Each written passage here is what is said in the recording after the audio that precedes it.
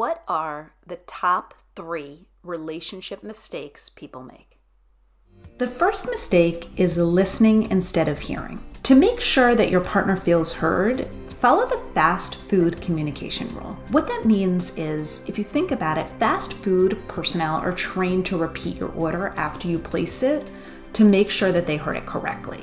So let's say you say, hey, I'd like a medium fry with a Big Mac. And then they'll repeat it back. Okay, so I have a Big Mac and medium fry. And they do this to make sure that nothing gets lost in translation.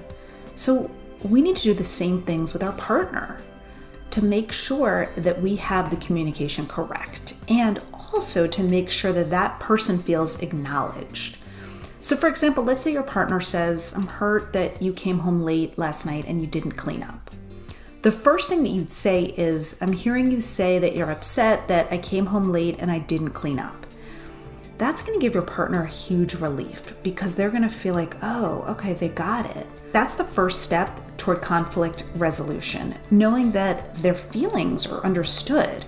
And once that happens, then they're going to be more receptive to what you have to say afterward. Number 2 is a lack of appreciation and affirmation. We tend to focus on what our partner isn't doing, such as, you never take out the trash, why do you always leave your dirty socks out? And when we say things like that, we're actually taking our partners for granted.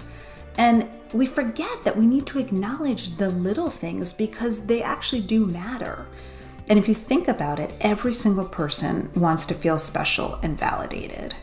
And that includes our partners. So if you can acknowledge the positive in your partner, it's going to go a long way. So something like, I saw you took out the trash, thank you so much.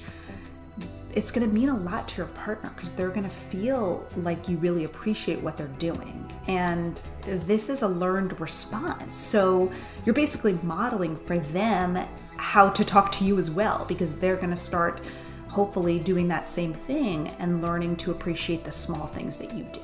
The final mistake is not communicating appropriately. When we get upset, it's natural. We get emotional, and this leads to increased heart rate, and it puts us in this flight or fight mode. And we feel under attack, and that's why we might yell or scream or run away. And the solution to that is to have serious conversations when both people are calm.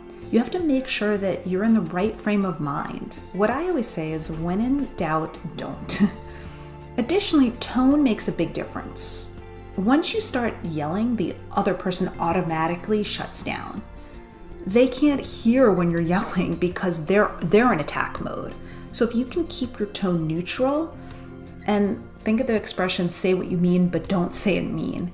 And this way they're able to hear it better without you actually blaming your partner or vice versa.